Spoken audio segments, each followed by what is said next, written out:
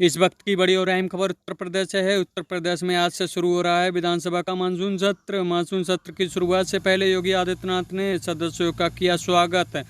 मुख्यमंत्री योगी आदित्यनाथ ने कहा, विकास के मुद्दों पर चर्चा के लिए तैयार। विधानसभा के मानसून सत्र के बीच समाजवादी पार्टी सरकार को घेरने के लिए तैयार। एक तरफ जहां मानसून सत्र की शुरुआत हो रही है, वहीं दूसरी तरफ सपा प्रमुख अखिलेश यादव सरकार के खिलाफ अभियान छेड़ रहे हैं। ऐसे में देखना दिलचस्प होगा कि क्या मानसून सत्र में योगी सरकार किस मजबूती के साथ सदन में विपक्ष को झटका देगी। आज उत्तर प्रदेश विधान मंडल का मानसून सत्र प्रारंभ हो रहा है। मैं इस अवसर पर विधानमंडल की कार्रवाई में भाग लेने के लिए आ रहे सभी मान्य सदस्यों का हृदय से स्वागत करता हूं। उत्तर प्रदेश की 25 करोड़ जनता की जन आकांक्षा और अपेक्षा को सदन में रख करके उन समस्याओं के माध्यम से आम जन की संवेदना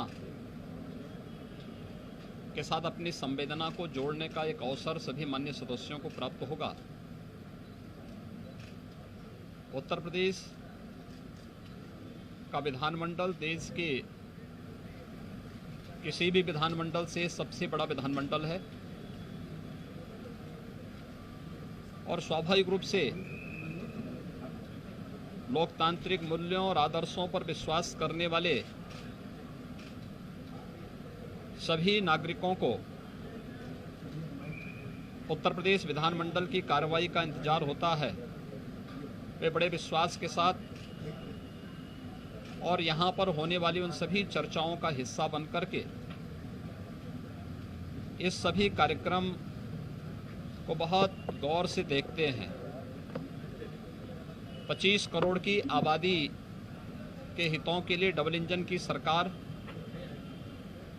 जो कार्य कर रही है, बिना भेदभाव के डबल इंजन की सरकार समाज के अंतिम पायदान पर बैठे हुए व्यक्ति को शासन की योजनाओं का लाभ प्रदान कर रही है। विभिन्न चुनौतियों का सामना करते हुए भी उत्तर प्रदेश के अंदर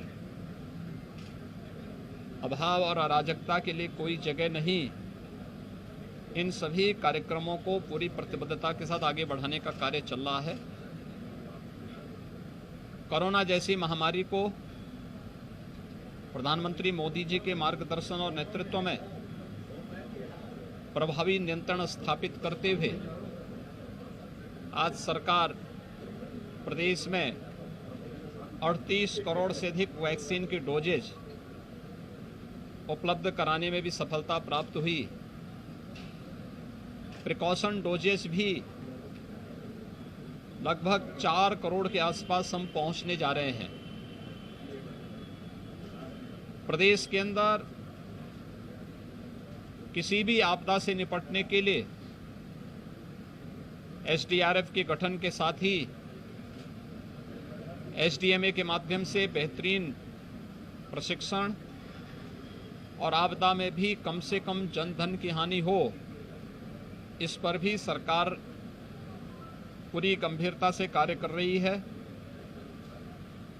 बाढ़ और सूखा जैसे मुद्दे पर, अन्य महत्वपूर्ण मुद्दों पर चर्चा का एक माध्यम सदन है और सदन की इस कार्रवाई को बेहतरीन तरीके से संचालित करने के लिए और प्रत्येक मुद्दे पर चर्चा करने के लिए सरकार ने कल दलीय नेताओं की बैठक में भी इस बारे में बहुत स्पष्ट रूप से कहा है कि हम हर मुद्दे पर चर्चा करने को तैयार हैं और माननीय सदस्यों के द्वारा, विपक्ष के द्वारा उठाए जाने वाले किसी भी मुद्दे पर सदन में पूरा सार्थक जवाब देने के लिए भी सरकार का पक्ष पूरी मजबूती के साथ खड़ा है। मुझे विश्वास है कि मानसून सत्र सभी माननीय सदस्य इस मानसून सत्र में भाग लेकर के और निर्विघ्न कार्रवाई को संपादित करते हुए जनता से जुड़े हुए सार्थक मुद्दों पर चर्चा करेंगे और प्रदेश के सर्वांगीण विकास को लेकर के एक व्यापक कार्य योजना बनाएंगे। हमारे पीठासीन अधिकारियों ने विधानसभा में माननीय अध्यक्ष विधानसभा ने और विधान परिषद में माननीय सभापति विधान परिषद ने 22 सितंबर का दिन सभी महिला सदस्यों को महिला सशक्तिकरण में, महिला सम्मान, सुरक्षा और स्वावलंबन के लिए डबल इंजन की सरकार के द्वारा क्या कदम उठाए गए हैं, आगे क्या अपेक्षाएं हैं, एक दिन केवल इसी मुद्दे पर चर्चा करने के लिए रखा गया है।